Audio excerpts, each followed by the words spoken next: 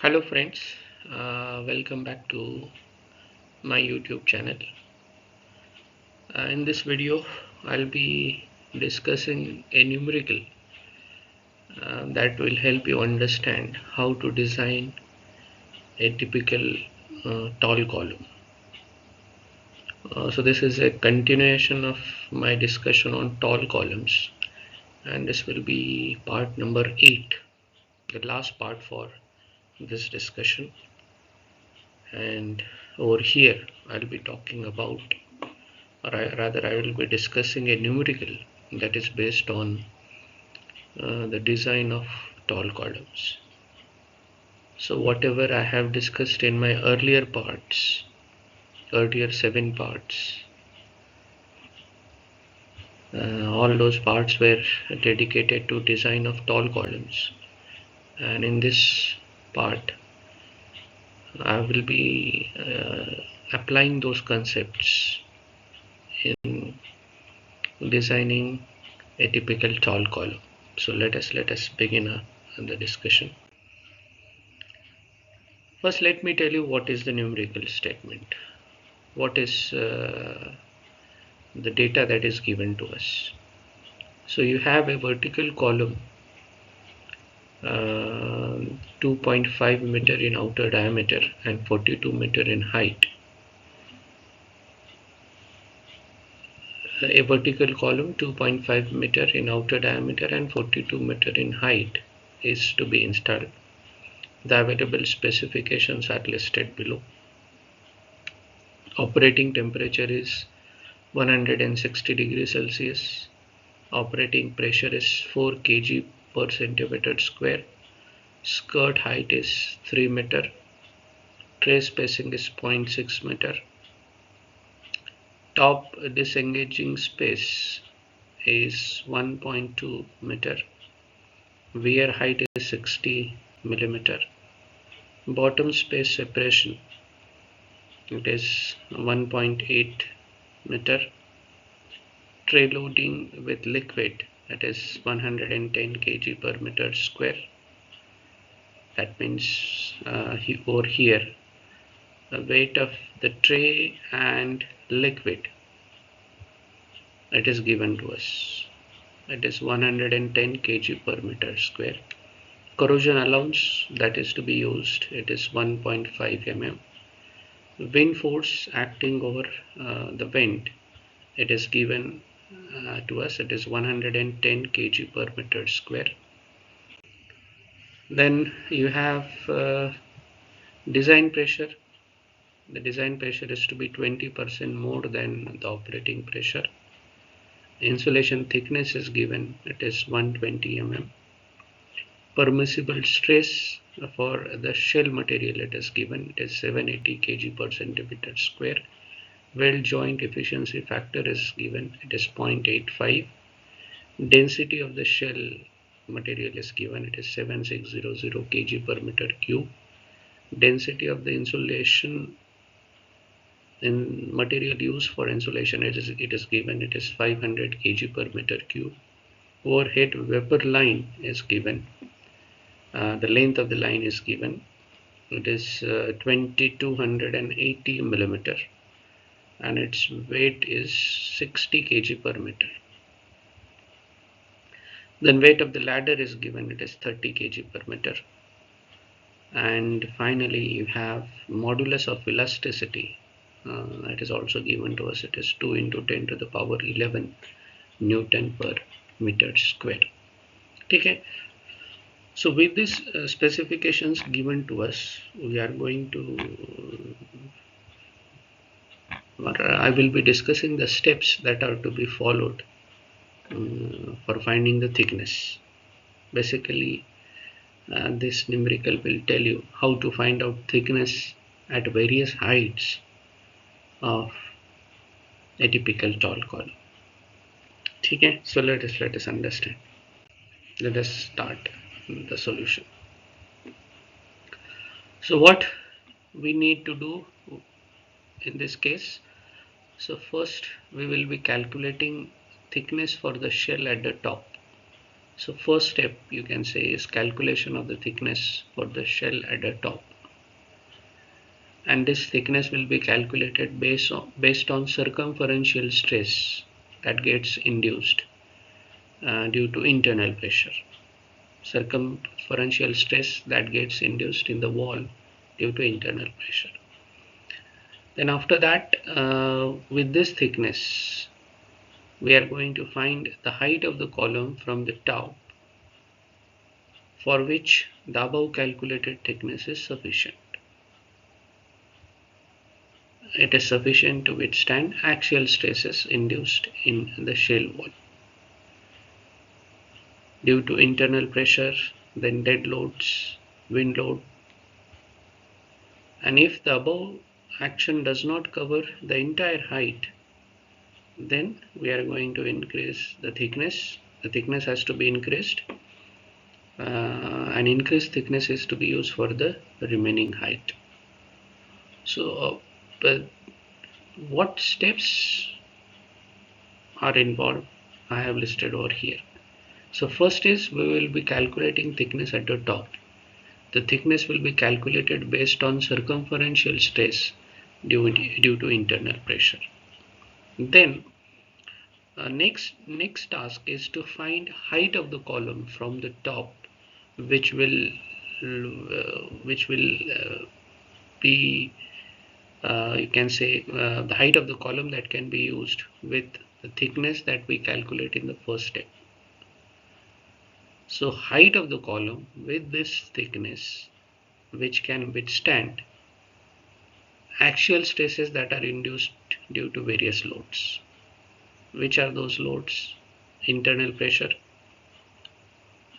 dead loads, various dead loads we need to consider, and we also have to consider wind load. Here eccentric load and seismic load due to seismic forces we are not going to consider. We are going to consider this three loads and then use those loads to find axial stresses induced in the wall of the shell. And for these stresses we are going to check whether the thickness that we calculate based on circumferential stress is sufficient. For what height that thickness is sufficient to do all this. If our analysis covers the entire thickness of the column, then we can conclude or we can declare that what thickness we calculated at the top in the first step is sufficient. And in case if our analysis does not cover the entire height, then for the remaining height, so up to certain height, this thickness will be sufficient. Let us say that this does not cover the entire height of the column. Then for remaining height, we need to increase the thickness. And after increasing the thickness, the same analysis has to be repeated. Then you have to check whether that thickness is sufficient to withstand stresses induced due to these loads. So that is the basic idea. But mostly, you can use the same thickness for the entire column mostly. Let us check. Okay, so first as we listed, let us first calculate thickness at the top. For that, first we need to calculate design pressure. They have said that design pressure is 20% more than the operating pressure. Operating pressure is given to us P. So the operating pressure is 4 kg per centimeter square. So you can keep as it is and follow the same unit, or else you can convert it to Newton per meter square, and that is what I am going to do over here. So 4 kg per centimeter square is 4 into 9.81 into 10 to the power 4, which gives us 392,400 Newton per meter square. That is 3,92,400 Newton per meter square. Okay. Then design pressure is 20% more than this pressure. So PD, that is design pressure, will be 1.2 times of P. Therefore, PD will be 1.2 into 392400. That gives us PD as 470880 Newton per meter square. So we are going to use this design pressure for calculating the thickness. Okay, so we get the design pressure. Now let us calculate the thickness. I'm going to denote that thickness as TS. So TS, for calculating thickness, we are going to use a formula that is based on outer diameter, because outer diameter is known to us. So TS will be equal to PD into DO divided by 2FJ plus PD. Design pressure, outer diameter, permissible stress, and weld joint efficiency factor. We know all this. The outer diameter is given to us, it is 2.5 meter. Then the permissible stress is given to us 780 kg per centimeter square, but we will convert it to Newton per meter square. So that will be 780 into 9.81 into 10 to the power 4 Newton per meter square, which is nothing but 76518000 Newton per meter square. So for permissible stress, now we have converted it to Newton per meter square. Then weld joint efficiency factor is given to us, it is 0.85. So when all the values are known, you can calculate the thickness. So thickness will be 470880 into 2.5 divided by 2 into 7651800 into 0.85 plus 470880. So that gives us thickness as 9.71 into 10 to the power minus 3 meter. That is the thickness is 9.71 millimeter. Okay. So we need to add the corrosion allowance. Corrosion allowance given to us is 1.5. So after adding the corrosion allowance, the thickness will be 9.71 plus 1.5. That gives us thickness as 11.21 mm, and we will recommend it to be 12 mm. So TSC stands for thickness after adding the corrosion allowance, and we are recommending a thickness of 12 mm at the top of the column. Now with this obtained thickness, we are going to check whether it is sufficient, or we are going to check up to what height this thickness is sufficient to withstand axial stresses that are induced due to various loads. That is the task. Okay, so let us understand. Let us move ahead. So now let us do our analysis for axial stresses. First thing, we will be finding out axial stress that is induced due to internal pressure. So for that we need to know the internal diameter. Let us first calculate the internal diameter. So internal diameter, uh, you have this relationship. So outer diameter is internal diameter plus 2 times of thickness. Thickness, that is, I'm considering a thickness that includes the corrosion allowance. So we have outer diameter is 2.5 meter, thickness with corrosion allowance, recommended thickness with corrosion allowance is 12 mm. So if you use these values, you have 2.5 is equal to di plus 2 into 12 into 10 to the power minus 3 mm converted to meter. So that is 2.5 is equal to di plus 0.024. That gives us di as 2.476 meter. So internal diameter comes out to be 2.476 meter. Okay, now let us calculate the axial stress due to internal pressure. And for that you have this formula. Fa is equal to PD into di upon 4 into THC. So again we are considering design pressure. So all values are known to us. Design pressure we calculated previously, it is 470880 Newton per meter square. Internal diameter is 2.476 meter, we just calculated it. The thickness, recommended thickness including corrosion allowance is 12 mm. So therefore Fa will be equal to 470880 into 2.476 divided by 4 into 12 into 10 to the power minus 3, 12 mm converted to meter. That gives us actual stress as 24289,560 Newton per meter square. So actual stress due to internal pressure comes out to be 24289,560 Newton per meter square. ठीक है, that ends our calculation for axial stress due to internal pressure. Now let us calculate axial stress that will be induced due to dead loads. What dead loads are to be considered in this case?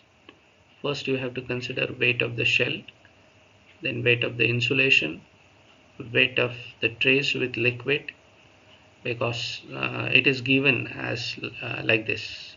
They have given us weight of tray with whatever liquid lies on it, then weight of the attachments. Okay, so you need to consider this four you can say dead loads for calculating axial stress due to dead load. First let us calculate due to weight of the shell. So due to the weight of the shell, we are going to calculate axial stress that will be induced due to weight of the shell up to a height of x meter from the top. So if you can understand this with the help of a simple schematic diagram. So we are considering a height of x meter from the top of the shell. Okay. So with this understanding, stress due to weight of axial stress due to weight of the shell is given by this formula. I have discussed all this in my previous videos. I have discussed how the actual stress is given by this equation. You please go and watch those videos. I will share the links in the description section.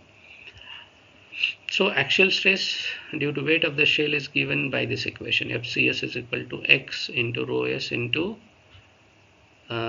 G. So rho S is given to us, it is 7600 kg per meter cube. G is given to us, G we know it is 9.81 meter per second square. So therefore FCS will be X into 7600 into 9.81, which gives us FCS as 74556 into X Newton per meter square. Okay. So you just you can see you have X in the equation. So ultimately our aim is to get the value of X for which the calculated thickness will be sufficient. That is the task. Okay, so actual stress due to weight of the shell is 74556 x Newton per meter square. Okay, so that ends calculation for the weight of the shell. Now let us calculate the actual stress due to weight of the insulation. So this we are going to do. We are going to calculate axial stress due to weight of the insulation up to a height of x meter from the top. Again, for your understanding, I am showing you the schematic diagram. So you have the column, outer diameter, thickness of the insulation, and then you have diameter of the insulation, and we are going to consider a height of x meter from the top for our analysis. Okay. So again, the stress is given by this equation. I have discussed it in my earlier videos. FCIN is equal to DIN square minus DO square into X into rho in into G divided by 4 into DI plus TSC into THC.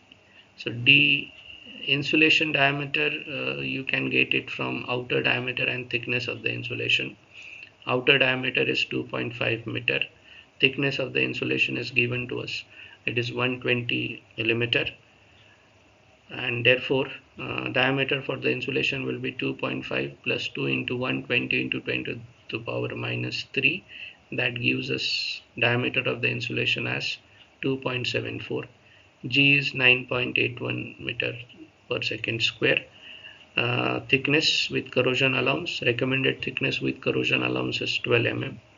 Density of the insulation material is given to us. It is 500 kg per meter cube. So what is left? You just have to put all this value in this equation and get the stress, actual stress due to weight of the insulation. Internal diameter is also, we just calculated it previously, it is 2.476 meter. So if you put all these values in this equation, so FCIN will be 2.74 square minus 2.5 square into x into 500 into 9.81 divided by 4 into 2.476 plus 12 into 10 to the power minus 3 into 12 into 10 to the power minus 3, and that gives us FCIN as 41652.33 into x Newton per meter square. Again, you can see we have got the stress in terms of x. Our ultimate aim is to find out x that is going to support thickness of 12 mm. Okay. Now next is, let us calculate the actual stress that is going to get induced due to tray loading. So we are going to consider weight of the liquid and trays up to a height of x meter from the top. So again, a simple schematic. So we are going to do analysis for this particular height. Number of trays, let us first calculate. Number of trays is given by this formula, x minus LD upon S plus 1. Again, I have discussed it earlier in my earlier videos. LD is the top disengaging space, S is tray spacing. These are given to us. The top disengaging space is given as 1.2 meter. Tray spacing is 0.6 meter. That gives us N as x minus 1.2 divided by 0.6 plus 1. So that is x minus 1.2 plus 0.6 divided by 0.6. That is N is equal to x minus 0.6 divided by 0.6. That is N is equal to 1.67x minus 1. So number of trays, again we have got it in terms of x. So this many trays will be there within a distance of x from the top. Okay. Then after knowing number of trays, let us calculate weight of the liquid plus trays for that particular height. So that is given by this formula. So this will be N into pi by 4 into di square minus hd square into TL into G. Again, I have discussed this formula in my earlier videos. So internal diameter is known to us. It is 2.476.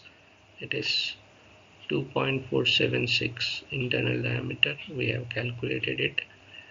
Then HD. HD is the space that will be occupied by the downcomer. So we are going to assume it to be 0. Why we are assuming it to be 0? If it is assumed that a single tray occupies the entire cross section, if that is the case, then HD will be 0. TL is the tray loading with liquid. It is given to us. It is 110 kg per meter square. So for 1 meter square tray loading, which includes weight of the tray and the liquid, it is 110 kg per meter square. N we just calculated previously, it is 1.67x minus 1. G is 9.81 meter per second square. So with all these values, you can use these values over here. We have WTL is equal to 1.67x minus 1 into pi by 4 into 2.476 square minus 0 square into 110 into 9.81. So that gives us WTL, weight of the liquid plus trace, as 5195.81 into 1.67x minus 1 Newton. This is wet. We are yet to calculate the stress. Okay? And this weight is going to act on area A, which is given by this formula. Pi into di plus TSC. We will consider thickness with the corrosion allowance, recommended thickness with the corrosion allowance. So it will be A is equal to pi into di plus TSC into TSC. Di is 2.476, we know. TSC is 12 mm, the recommended thickness. Okay, so with all these values you can use in the equation for WTL. So WTL is 4195.81 into 1.67x minus 1 Newton. We just got it. A is pi into di plus TSC into TSC. Di is 2.476, TSC is 12 mm. So with these values you get A as A is equal to pi into 2.476 plus 12 into 10 to the power minus 3 into 12 into 10 to the power minus 3. That gives us area as 0.094 meters square.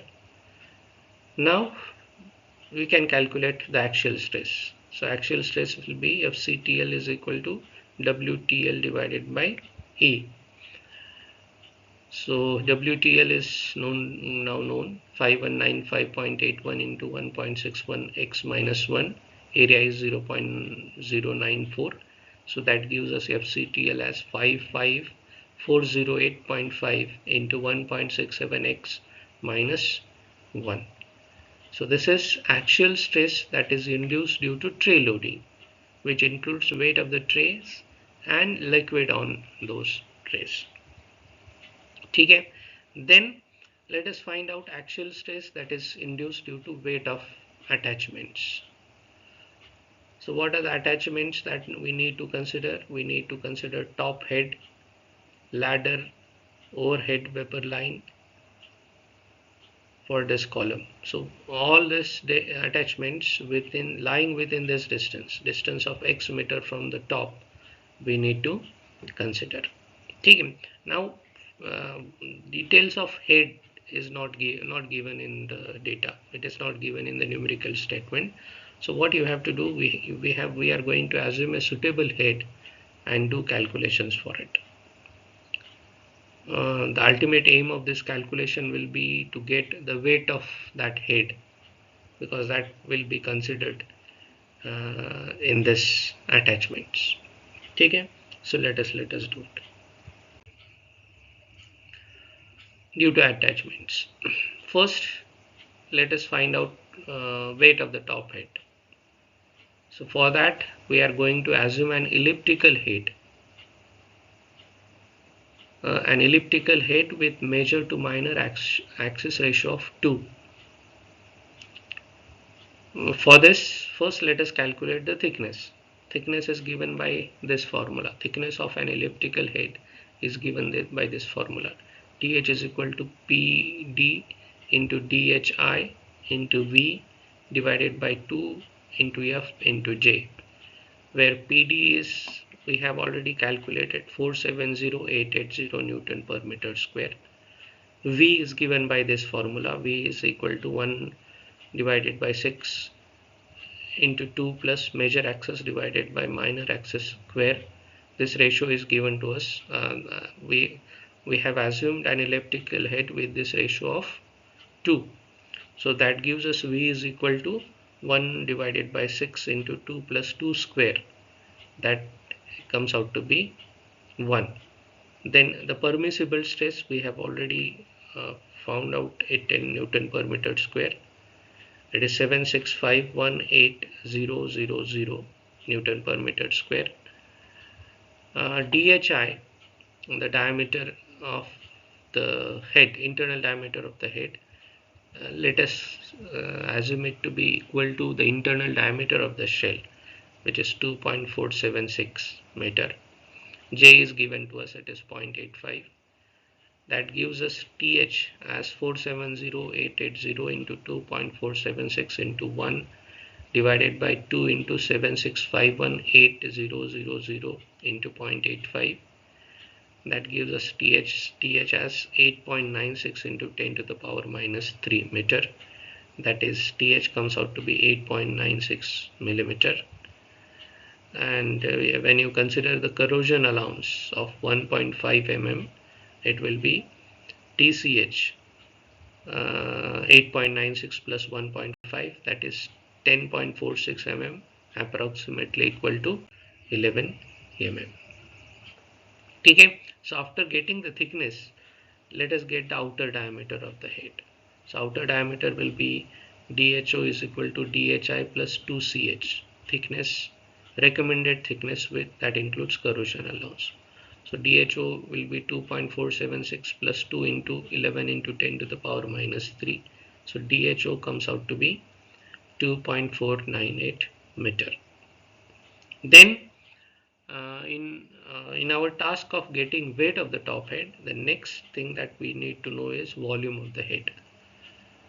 So I'm showing a simple schematic of that elliptical head. So this is internal diameter DHI, this is outer diameter DHO, this is thickness of the head, and the straight portion of the elliptical head, it is SF.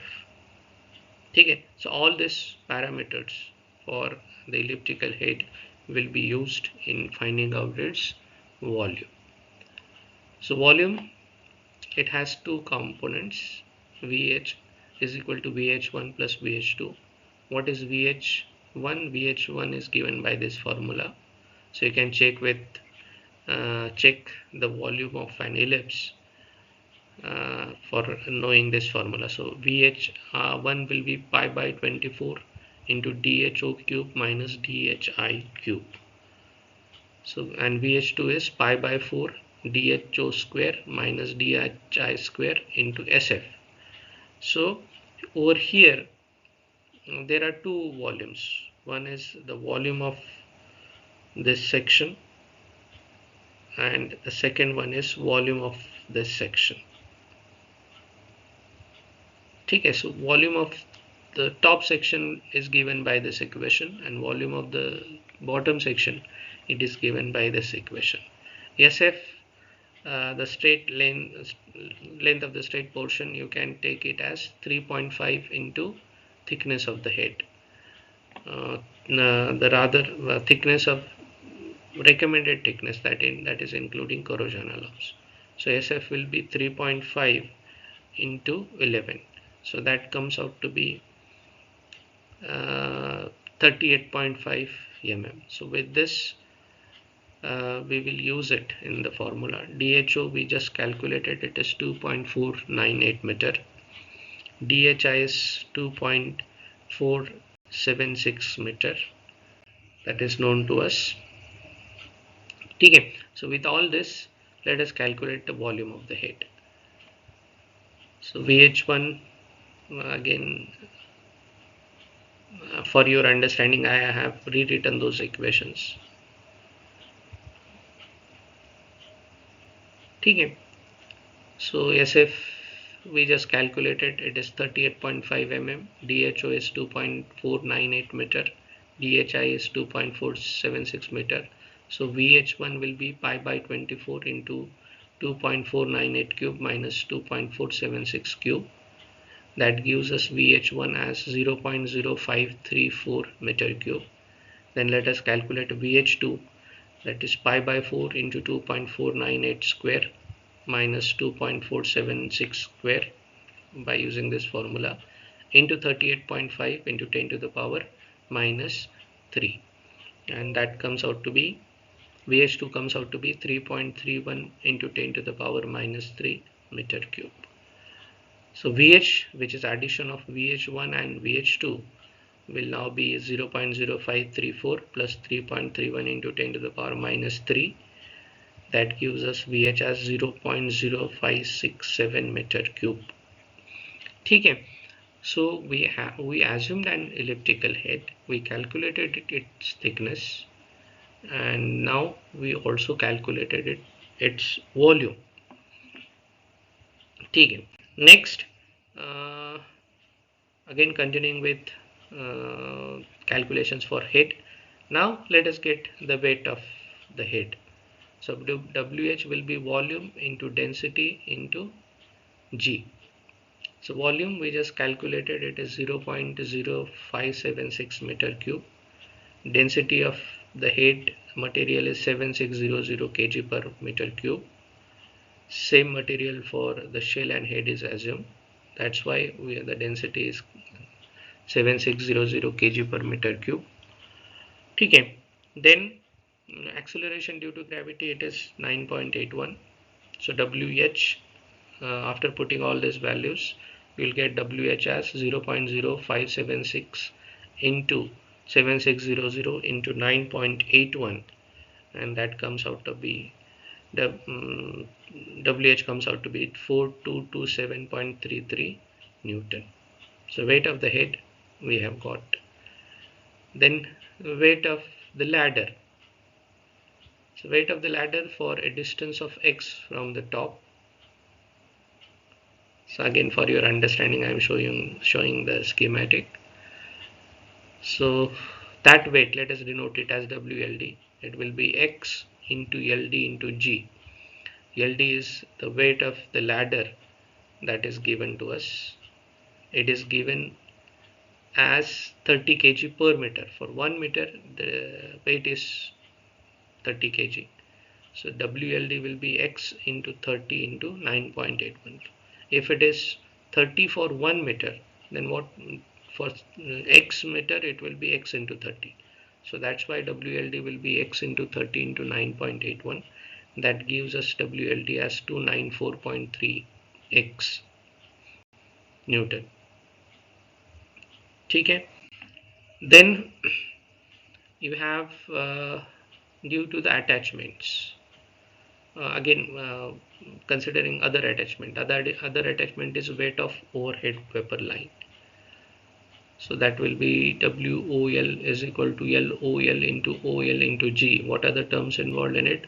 OL is the weight of the overhead vapor line. LOL is the length of the overhead vapor line. Weight of the overhead vapor line is given, it is 60 kg per meter cube. Length of the overhead vapor line is given, it is 2280 millimeter, that is 2.280 meter. So that gives us WOL as 2.280 into 60 into 9.81, that is WOL is equal to 1342 Newton. Okay. So total weight of the attachments will be WAT will be is equal to weight of the head plus weight of the ladder and then weight of the overhead vapor line. So it is 4227.33 Newton weight of the head. Weight of the ladder is 294.3 x, and weight of the overhead vapor line is 1342 Newton. So if you put all these values, you have the total weight of attachment will be 4227.33 plus 294.3 x plus 1342. Okay. So you just you can check x comes in weight of the ladder. So we have considered the ladder up to a distance of x, whereas for the overhead vapor line the entire length is known to us. It will be on the top of the column, so that's why x is not coming into that particular equation. Even weight of the uh, head itself is there will be no x in it. Okay. So that gives us weight of attachments as 5569.33 plus 294.3 x Newton. Okay. Now we need to find out stress due to weight of attachments. So simply it will be FCAT is equal to WAT divided by pi into DI plus TSC, thickness of the cell, recommended thickness of the cell, that includes corrosion allowance. So it is THC. So DI is known to us, it is 2.476 meter. THC, the recommended thickness, is known to us, it is 12 meter. And weight of attachments we just found out, it is 5569.33 plus 294.3 x. So FCAT comes out to be 5569.33 plus 294.3 x divided by 5 pi into 2.476 plus 12 into 10 to the power minus 3 into 12 into 10 to the power minus 3. So if you do the calculation, you'll get FCAT as 5569.33 plus 294.3x divided by 0.094. That gives us FCAT as 59248.19 plus 3130.85 x Newton per meter square. Okay. Now total stress due to all dead loads, because our task is to get actual stress due to dead load. So that will be FDL is equal to FCS, stress due to weight of the shell, plus FCIN, stress due to weight of the insulation, plus FCTL, stress due to tray and liquid, plus FCAT, stress due to all attachments. So FCS, we calculated it earlier, 74556 x Newton per meter square. FCTL is 55408.5 into 1.67 x minus 1. FCN is 51652.33 x Newton per meter square. We have already calculated this. FCAT is 49248.19 plus 3130.85 x Newton per meter square. So if you add all this, again I have taken all the previous values. So when you put all those values, you will get stress due to total dead weight. FDL is equal to 74556x plus 51625.2.33x plus 55408.5 into 1.67x minus 1 plus 59248.19 plus 3130.85 x. That gives us total stress due to dead load as 12933.339.18 x plus 55408.5 into 1.67 x minus 1 plus 59248.19. If you simplify it further, you will get FDL as 129,339.818 x plus 92532.195 x minus 55408.5 plus 59248.19, and finally we'll get it as FDL is equal to 221871.38. It will be 221871.38 x. It is not x plus 3839.69. Okay, so in this way you can get it. Let me check this. So this is 12933, so it is 12 plus this 9, so that will be 22 plus, that is correct. So it is 221871.38 x plus 3839.69. Okay, so in this way you get actual stress that is getting induced due to all the dead loads. Okay, so after getting actual stress due to dead loads, Now let us get actual stress due to wind load. Let us learn how to, or rather let us calculate that. So due to wind load, we are going to consider the wind load that is acting on a height of x meter from the top. So again I am showing you the scenario. So you have the column, and we are considering a distance of x from the top. Uh, the stress is given by this formula. Again, I have discussed it in a separate video. I am giving link to that video in the description section. So stress due to wind load is given as FWB is equal to 4K1 into K2 into PW into x square into D0 divided by 2 into pi into Di plus TSC, that is recommended thickness including corrosion, into TSC into Di. So this is TSC. TSC, as you know, we are calling it as the recommended thickness for the cell including corrosion allowance. Okay.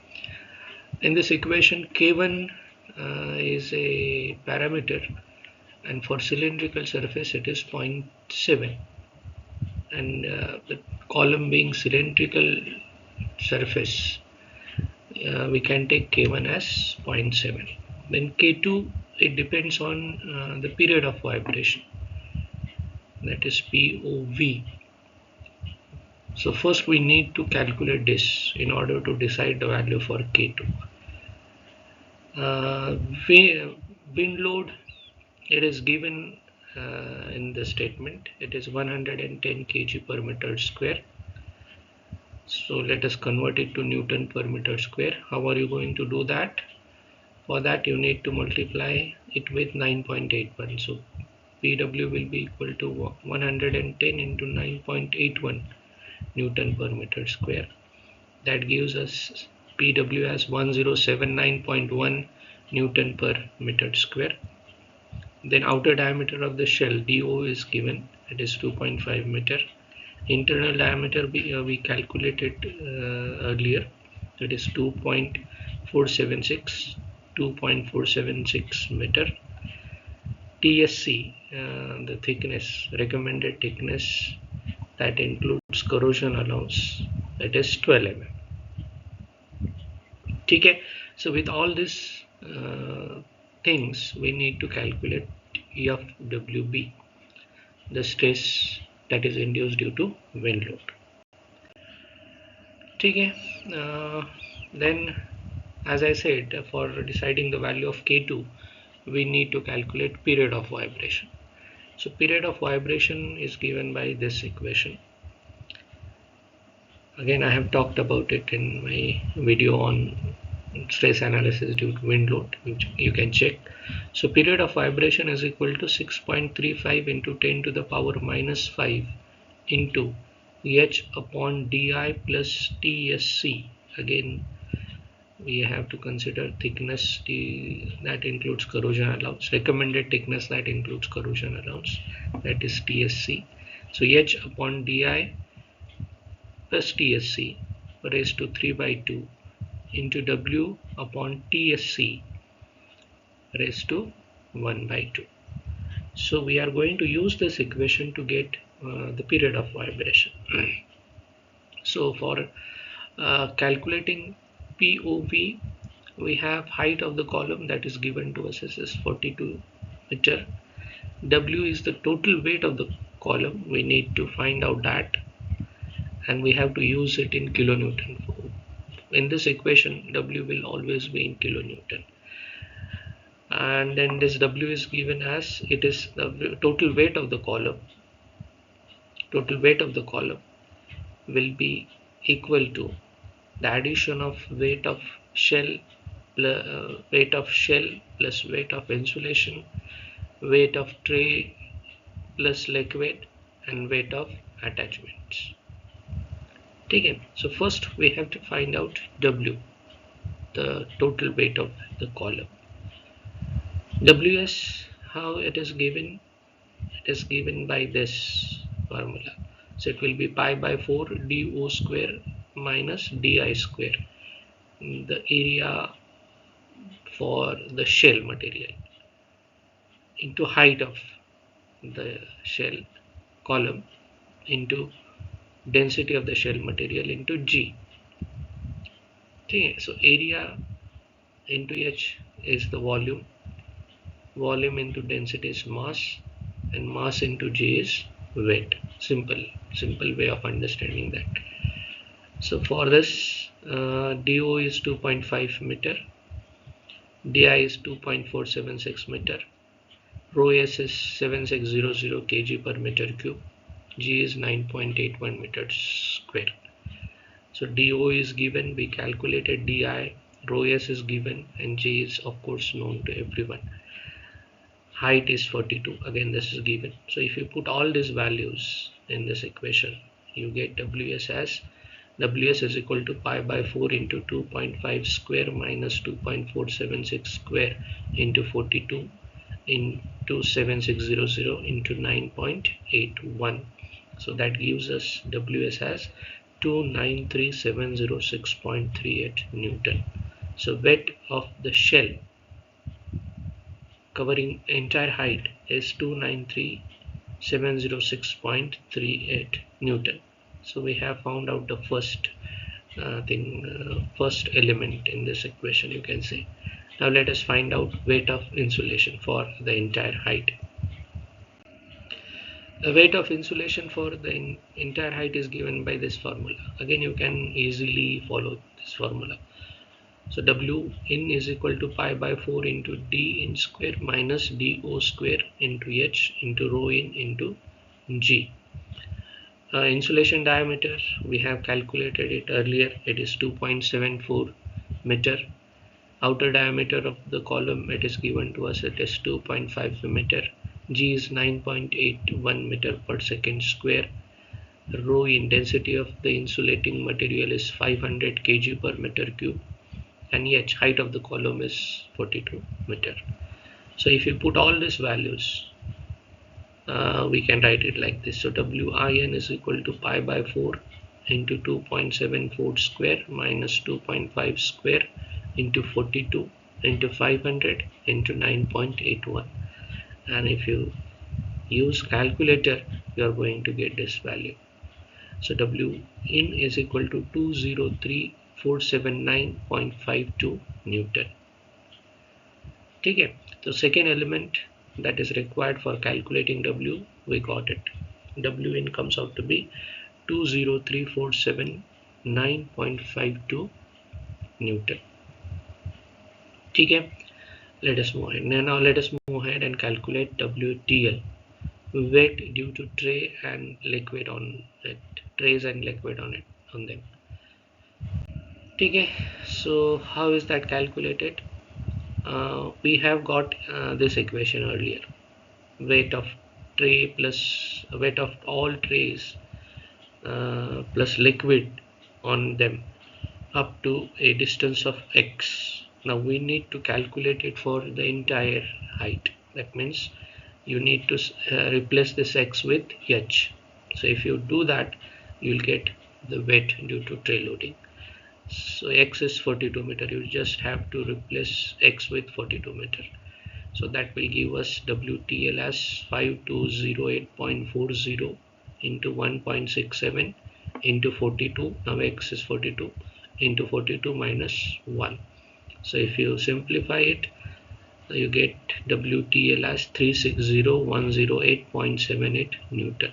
So weight of all trays plus liquid on them is 360,108.78 Newton. Okay. Now we are left with weight of attachments. For that also we had got an equation. Now just look at this equation. WAT is equal to 5569.33 plus 294.3x. So this is what we got earlier. So it includes weight of the top head. if you just if you can recall, while getting this equation for WAT, weight due to attachment, the first term includes all the attachments plus the top head. Now, in order to get there will be one more attachment if you consider the entire column, and that is bottom head. So top head plus bottom head will also have to be considered in order to get the total weight of the column. So that's why I have added weight of the bottom head. Okay. So earlier we have done this calculation. The top head had this weight 422.7.33 Newton. Bottom head is also going to have the same weight. So that's why WH is 4227.33 Newton. And then you just have to replace again, for if you have to consider the entire column, then X will be replaced with 42 and value of WH you have to use. So you have WAT is equal to 5569.33 plus 294.3 into 42 plus 4227.33. That gives us weight of all attachments including the bottom head as the 22157.26 N Newton. Okay, so we got the fourth term that that is required to get the total weight of the column. Okay, so now we will use all the values again for our reference. I'm taking those values. WS we calculated to 93706.38 Newton. WN we calculated 203,479.52 Newton. WTL we calculated 360,108.78 Newton, and WAT we calculated 22157.26 Newton. So now our task is to use these values to get W. So therefore W will be 293,706.38 plus 203,479.52 plus 360,108.78 plus 22157.26. That gives us W as 879,451.94 Newton. That will be the total weight of the column. So we have got W to be used in this equation. Now over here we need to calculate WPOV, that is period of vibration. In some cases they may directly give you the value of K2. If value of K2 is given to you, then there is no need to do calculations for period of vibration. But in order to know how it is done, I have considered this numerical. Okay, now let us calculate POV. So H is 42 meter, W we just calculated, it is 879,451.94 Newton, but with this equation it has to be in kilonewton, so it will be 879.452 kilonewton. That is, we are dividing it with 1000. Then internal diameter, it is 2.476 meter. TSC, the recommended thickness including corrosion allowance.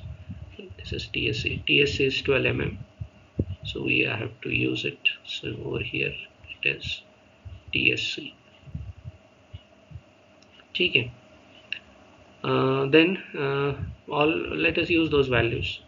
So therefore POV is equal to 6.35 into 10 to the power minus 5 into 42 divided by 2.476 plus 12 into 10 to the power minus 3 raised to 3 by 2 into 879.452 divided by 12 into 10 to the power minus 3 raised to 1 by 2.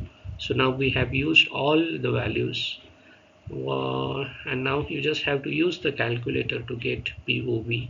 POV comes out to be 1.02 into 10 to the power minus 3, and you can observe that this is less than 0.5, and if it is less than 0.5, then you have to use uh, K2 as 1. Less than equal to 0.5, K2 will be equal to 1. And if it is greater than 0.5, you have to go for K2 as 2. Okay. So at the end of this, you can say calculation, we have got K2 that is required in calculating FWB, stress due to wind load. As I said, in some cases you may have they may provide the value of K2 to you. So there is, in that case, there is no need of calculating PO. Okay, now let us move ahead. So due to wind load, now the stress. Again, I'm rewriting the formula. FWB is equal to 4 into K1 into K2 into PW into X square into DO divided by 2 into pi into DI plus TSC into TSC into DI. Okay, so K1 is 0.7 for cylindrical surface. K2 we have decided that it is 1 since period of vibration is less than 0.5. We got it as 1.02 into 10 to the power minus 3. PW we had converted it into Newton per meter square earlier. It is 1079.1 Newton per meter square. And then outer diameter is 2.5 meter. It is given to us. Inner diameter we calculated it as 2.476 meter. And TSC recommended thickness including corrosion allowance, it is 12 mm. So now our job is to use those values to get FWB. So therefore FWB will be 4 into 0.7 into 1 into 1079.1 into 2.5 into x square divided by 2 into pi into 2.476 plus 12 into 10 to the power minus 3 into 12 into 10 to the power minus 3 into 2.476. So if you do the calculation, you are going to get this equation. FWB is equal to 7553.7 x square divided by 0.464, which ultimately gives FWB as 16279.53 x square. Okay, so actual stress due to wind load in terms of x, you get it like this: 16279.53 x square. So that ends our calculation for actual stress due to wind load. Okay. Now we had decided that the design consideration is mm, out of stresses due to wind load and stresses due to seismic load, you have to consider the maximum one. So over here we are not going to consider stress, actual stress induced due to seismic force. We will do our calculations with actual stress due to wind load. Then actual stress due to eccentric loads, we are neglecting it. Okay. So in order to get the total actual stress, we just need to add actual stress due to internal pressure, actual stress due to dead loads, and actual stress due to wind load. These three stresses we need to use in order to get total actual stress. So let us understand that. The total stress is sum of stresses due to all loads. You cannot say sum. Instead of saying sum, I'll say that total stress is obtained. I'll just strike out this. The total stress is obtained from all the stresses or stresses due to all loads. So for upwind side, the we know on the upwind side, uh, the total stress is tensile in nature. So upwind side, I hope you remember this. So if you have the column, let me show you a simple schematic for your understanding. So if wind is blowing in this direction, then this side is upwind side, and this side is downwind side. I have discussed about it in my earlier video. You can check with it. So this is downwind side. So for upwind side, the total stress will be tensile, and its value is obtained in this way. So Ft max is equal to FWB, that is stress due to wind load, plus axial stress due to internal pressure minus axial stress due to dead load. Okay, so that's why I'm not saying it as a sum. We are considering all the three stresses in order to get the maximum tensile stress on the upwind side. So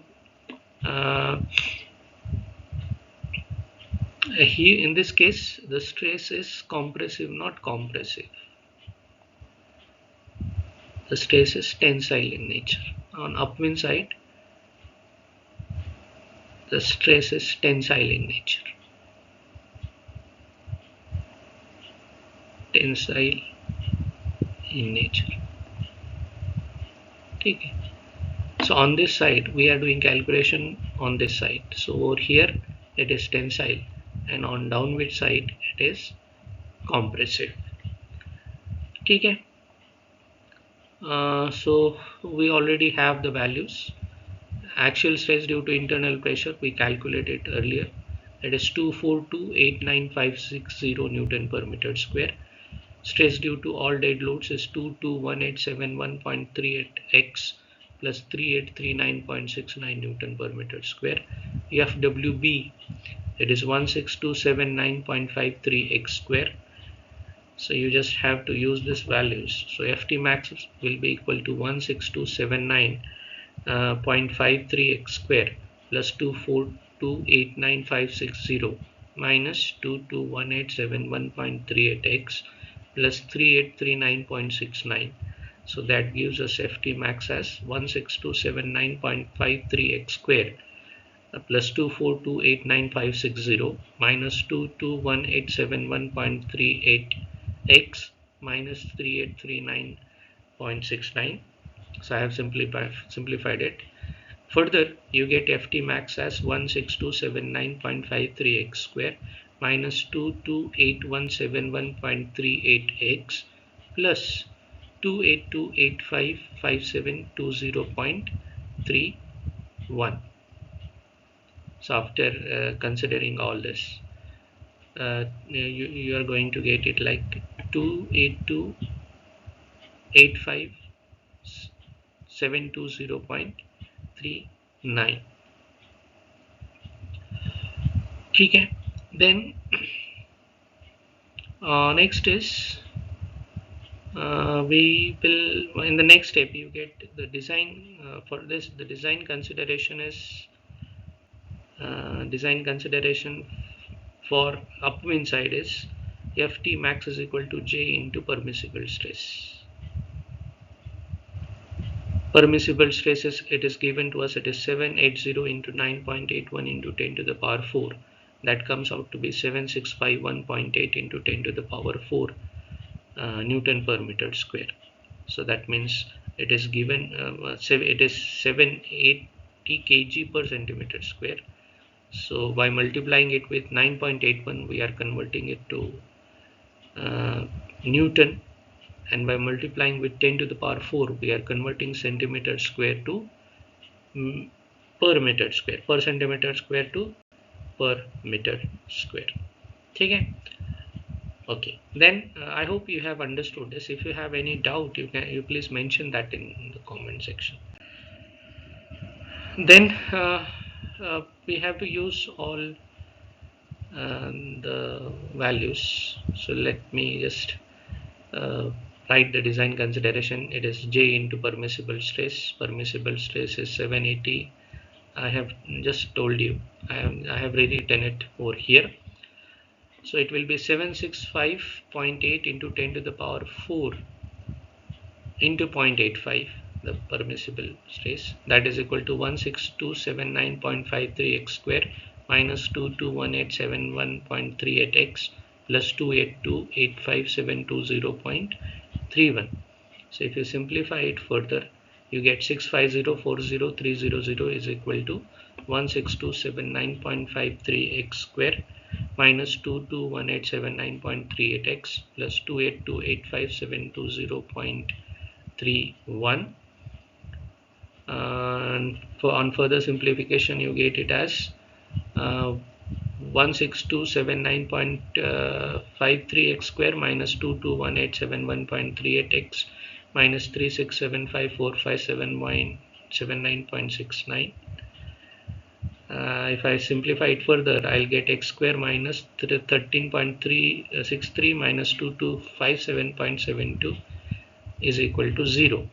So we have got, ultimately we have got a quadratic equation in x.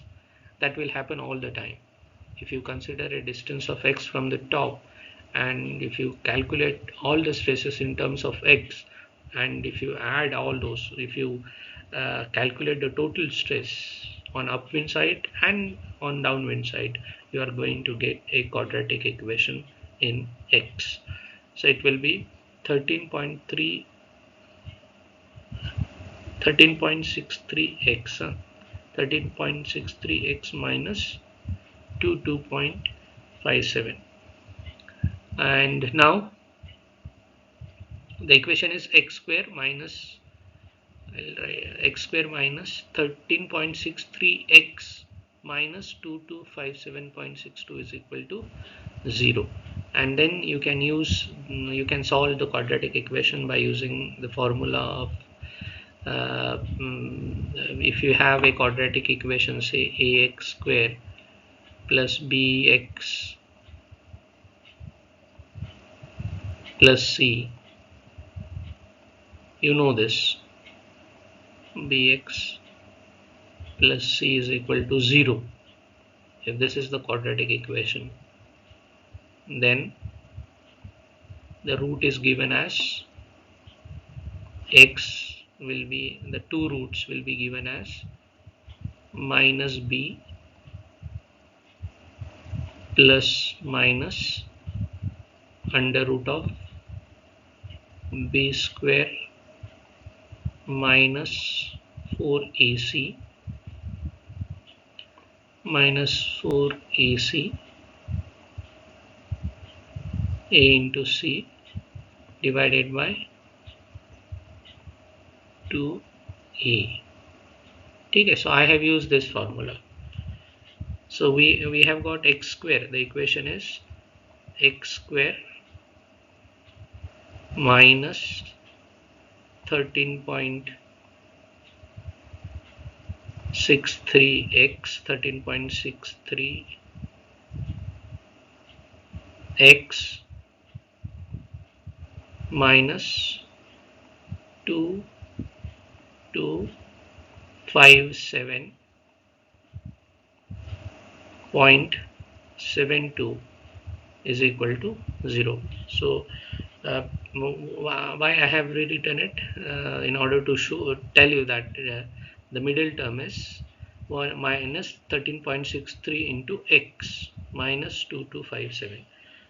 Okay, so if you use this formula with this equation, you get x as minus, b is minus 16.3, so it will be minus of minus 13.63, sorry, plus minus under root of b square, that is minus 13.63 square, minus 4 into a over here is 1, coefficient of x square is 1, into c is minus 2257.52. so that's why you have it, divided by 2 into a, again a is 1, so it will be 2 into 1. I hope this is clear to you. Then the upwind side, again if you solve it, ultimately you are going to this, I'll tell you. So if you solve this after putting all the values, you get x as 13.63 plus minus 96 divided by 2 into 1, that is x is equal to 13.63 plus 96 divided by 2, and x is equal to 13.63 minus 9.96 divided by 2 into 1. So you will have two values. One will be after adding and the other one will be after subtracting. So that gives us x as 54.82 and the other x is minus 41.19 meter. So minus height will never be a negative value, so we are going to disregard this and we are going to consider this. Okay, so what is the conclusion of this? Thickness of 12 mm, we started with 12 mm, recommended thickness including corrosion allowance. You can use it up to height of 54.82 meter based on analysis on the upwind side. Okay, the actual height of the column is 42. What we have understood that you can use 12 mm up to 54.82 meter. Our column is of 42 meter height, so you can easily use the same thickness for the entire height. Okay, so up to 54.82 meter you can use thickness of 12 mm. So our conclusion is the column height is 42 meter, hence a thickness of 12 mm can be used for the entire height of the column. Okay, so in this way you have to do the analysis. For example, if this value of x, for example, if you get it less than 42 meter, let us say that x comes out to be 30 meter. I'm just saying for example.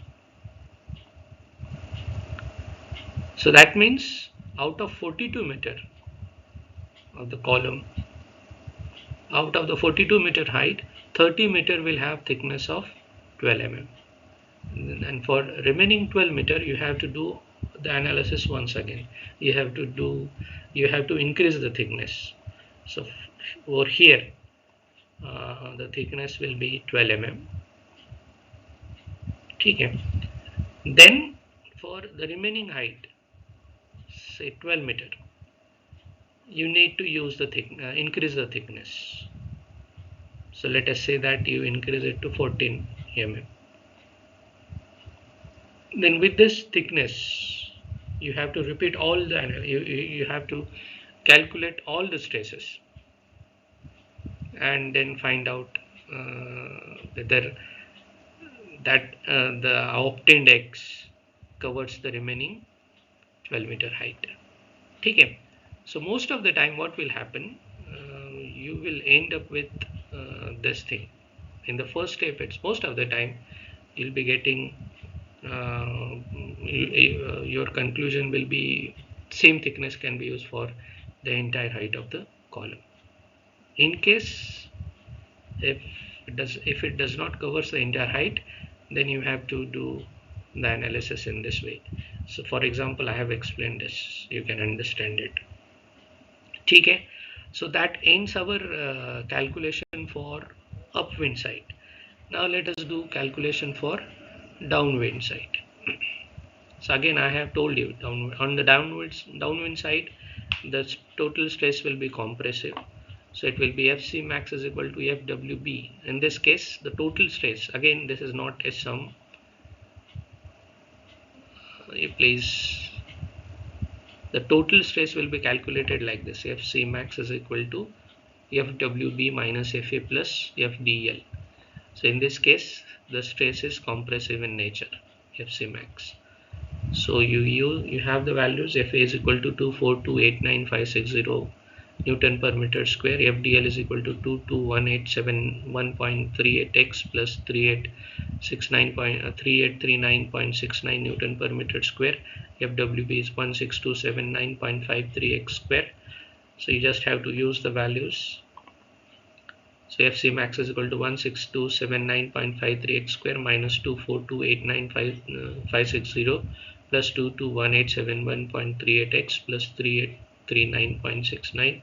So that gives us Fc max as 16279.53 x square plus 221,871.38 x minus 242,85720.39. On the downwind side, the design consideration is Fc max should be less than 0.5 or it should be less than equal to 0.125 into E into Ts divided by d0. Again, this is TSC. So FC max can have at the most this value, or it it could be less than this. So you have to use this design consideration. So let us use that. So you have on the downwind side, again this is not a sum, you have FC max is equal to FWB minus FA plus FDL. So all the values we will use. We got this equation earlier, 16279.53 x square plus 22187.38 x minus 242.85720.31. The design consideration is FC max should be less than equal to 0.125 into E into TSC divided by DO. So E, the modulus of elasticity, it is given, it is 2 into 10 to the power 11 Newton per meter square. TS is 12, TSC, the thickness including corrosion allowance, recommended thickness is 12 mm. DO is 2.5 meter. Therefore, FC max will be equal to the design consideration 0.125 into 2 into 10 to the power 11 into 12 into 10 to the power minus 3 divided by 2.5. So that gives us FC max as 1200000 Newton per meter square.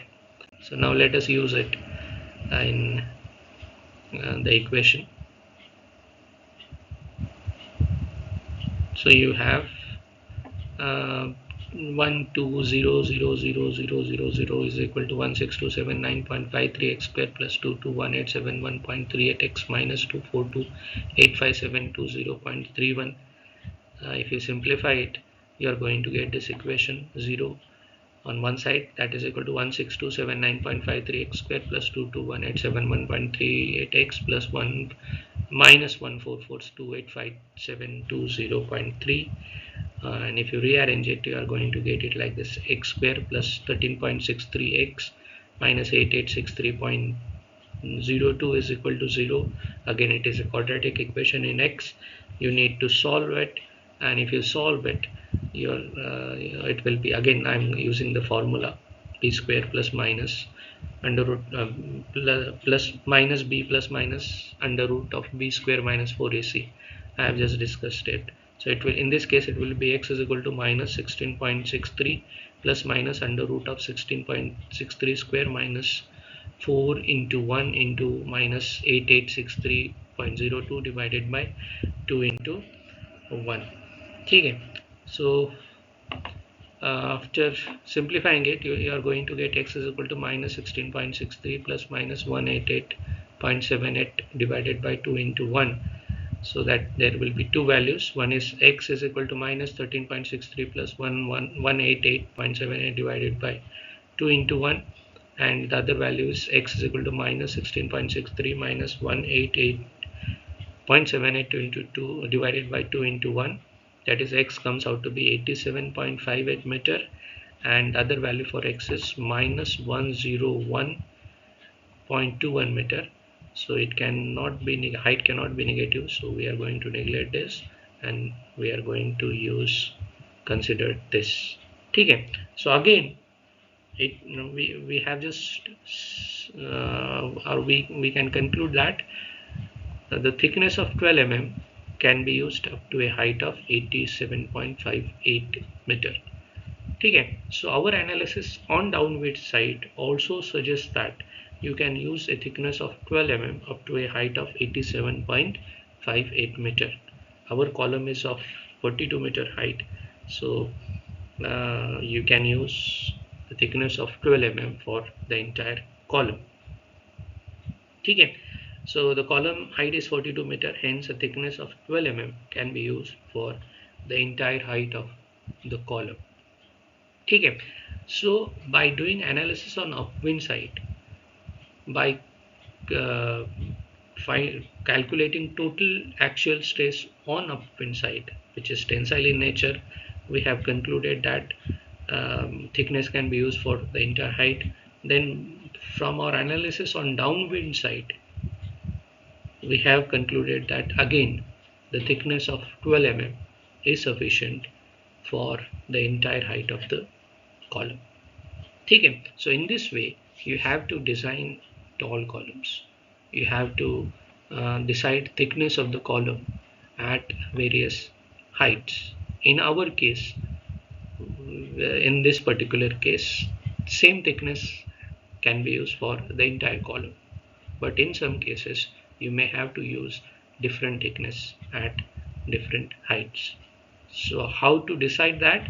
For that you have to do this kind of analysis. Let me repeat it once again.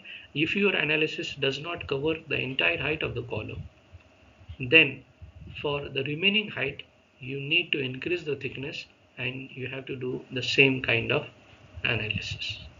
So with this I end my you can say a long discussion on this numerical. I hope you'll understand this.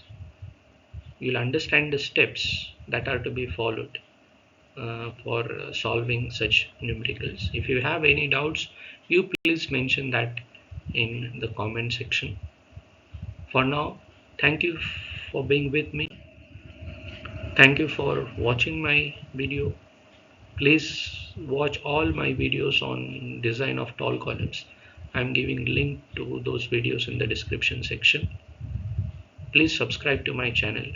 Please be with me for discussion, for various discussions on chemical engineering. Tell your friends to subscribe to my channel. Do like my videos. Hit the bell icon so that you'll be notified as soon as I upload any new video. Thank you. Have a nice day. Bye bye.